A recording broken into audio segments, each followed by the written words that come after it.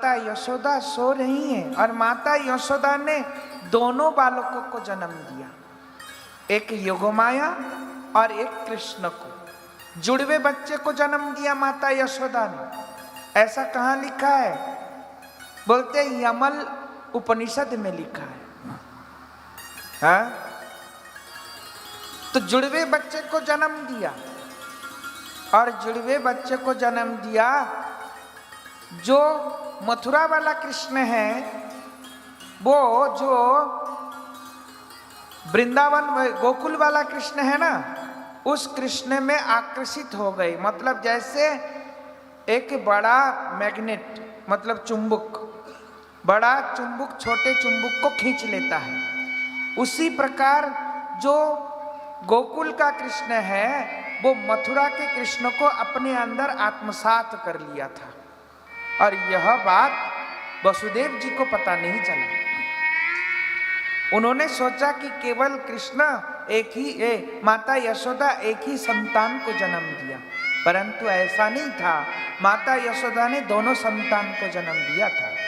और कैसे जन्म दिया? बोलते एक प्राकृतिक बालक जैसा जन्म लेता, ऐसा जन्म माता यशोदा ने दिया था। अब जब ऐसा जन्म हो गया, 12 बजे रात्रि, सब लोग सो गए। प्रातः काल जब हुआ तब क्या हुआ मालूम है? तब नंदा और सुनंदा, जो नंद महाराज जी के बहन है, 2 बहन है, नंदा और सुनंदा। ये नंदा सुनंदा मालूम है कितने महीनों से पड़ी हुई हैं बेचारी, क्योंकि भाई के घर में अगर ऐसा कोई फंक्शन प्रोग्राम हो तो बहनें रह सकती हैं क्या? ऐसे माल खजाना लूटने के लिए ही तो आती हैं। अब देखो ये 6 महीने से डेरा डाल के यहीं पड़ी थी। अब जैसे ऐसा लगा कि जरूर आज मेरी भाभी ने कुछ बालक जन्म दिया होगा, और जैसे नंदा सुनंदा दोनों गई और जाकर के सोचने लगी, हे भगवान को लाली का दर्शन न है जाए, लाल है जाए। अच्छा लाली दर्शन है जाए तो कोई बात ना आई। अच्छा भैया का है गए 60 वर्ष, अब देखो अब अगर लाली भई तो पता नहीं फिर कब लाला का मुंह देखने को मिलेगा। इसलिए पहले लाला भय जाए फिर लाली है जाए तो कोई बात ना। हाँ जो फिर भले ही लाली 10 है जाए, ऐसे बोली। और बोल के जैसे चदरियां को हटाई तो क्या देखा? अतस सुंक पुष्पासी, भगवान के सुंदर रूप को निहारा। हाँ वृंदावन चंपू में भगवान माता यशोदा कहती है कि देखो ये कितना कोमल बालक है।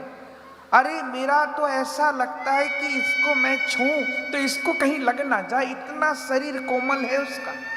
हाँ मेरे शरीर कठोर है, जबकि यशोदा मैया का शरीर भी बहुत कोमल है, परंतु मैया को ऐसा लग रहा है कि मेरा बच्चा बहुत कोमल है। ऐसा तो जैसे इस कृष्ण का दर्शन किया, और जैसे कृष्ण का दर्शन किया तो दौड़ के गई। कहाँ? बोलते यह समाचार तो मैं अपने भाई को सुनाऊंगी।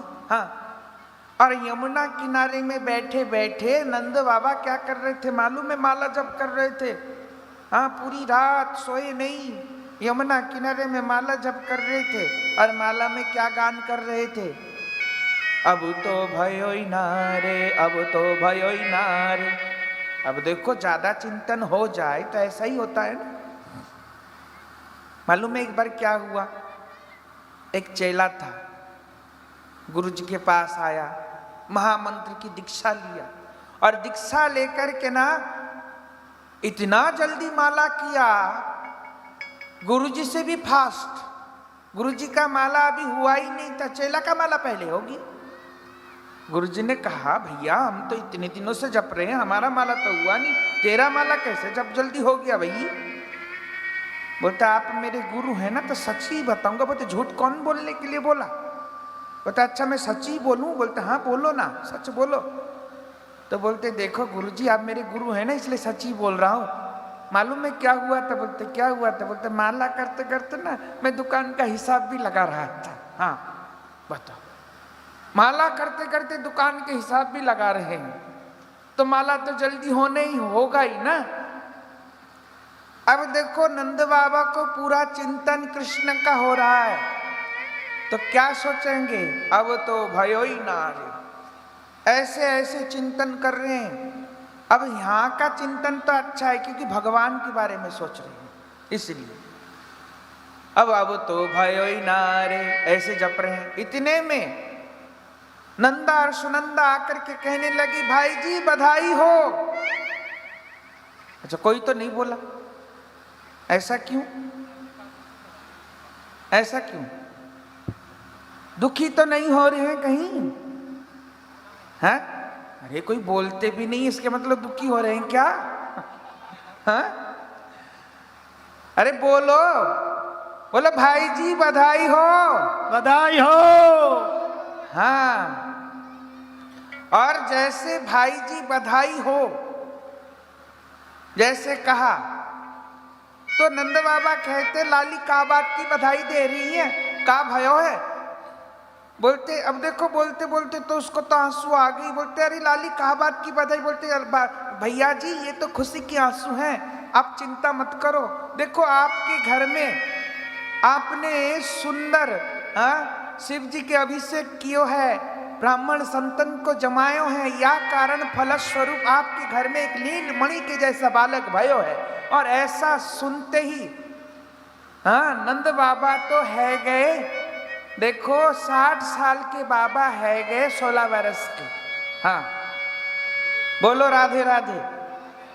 अब 16 वर्ष के है गए तो जरी वाले कपड़े बांधे, हाँ पगड़ी, और बगलवंती भी पीले ही पहने, और एक ब्रजवासी के छोरों को बोले कि लाला निक दर्पण लियो। और जैसे दर्पण ला करके देखने लगे, बोलते बता कैसे लग रहा हूं? बोलते बाबा सही सही बताए दूं? बोलते बता। बोलते बिल्कुल दुल्हा जैसे लग रहे हो। हाँ बाबा के मन बहुत प्रसन्न है। हाँ बाबा ने चंदन भी लगायो है माथे पे। और कि नंदस्त्वात्मज उत्पन्ने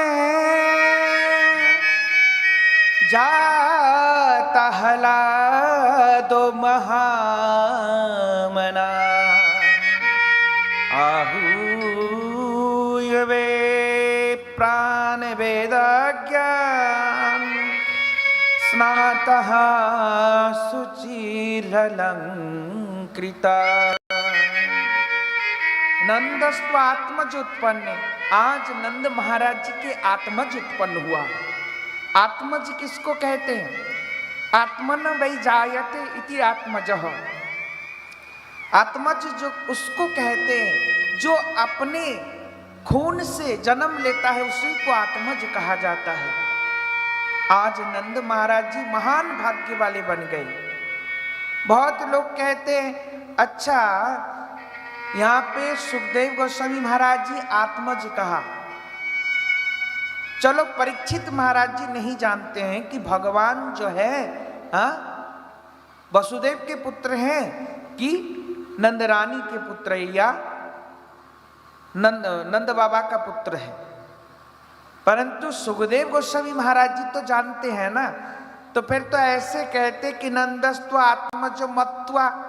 ऐसा तो नहीं कहा, मत्वा मतलब होते सोच रहे हैं, वास्तविक में नंद महाराज जी का पुत्र नहीं, ऐसे बोलते। सुखदेव गोस्वामी महाराज जी क्या कह रहे हैं? नंदस्त्व आत्मज उत्पन्न, उनके आत्मज जन्म लिया। और आज जब आत्मज जन्म लिया और जन्म लेने के कारण फिर क्या हुआ कि बाचित्वा स्वस्तेनम जात कर्मात्मजस्य वै